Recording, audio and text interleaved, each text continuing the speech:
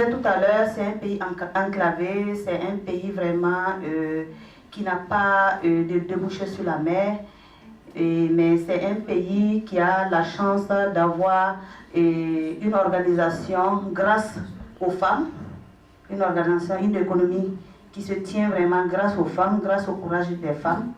Et avec la situation que nous avons connue ces dernières années, la situation politique, et il y a eu l'insurrection, le président qui était là depuis 27 ans ne voulait pas partir, il voulait remodifier la constitution.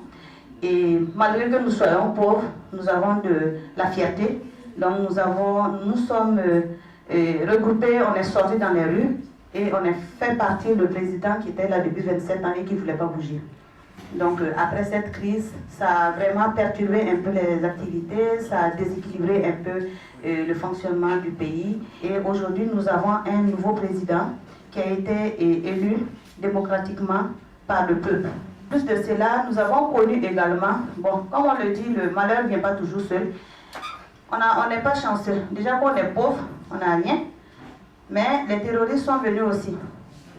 Les peu de touristes qui venaient un peu nous soulager, nous donner un peu d'argent, faire vivre un peu l'économie, parce que l'économie du Burkina, on peut dire que ça tourne autour du tourisme aussi, parce qu'il y a beaucoup de gens qui viennent, quoi qu'on dise, même si c'est un pays où il n'y a pas de mer, il n'y a pas grand-chose, il y a la chaleur humaine et il y a beaucoup de bouche à l'oreille. Les gens font la publicité du Burkina en disant que c'est un pays accueillant, c'est un pays vraiment où il faut y aller. Donc on vit vraiment grâce au tourisme. Et depuis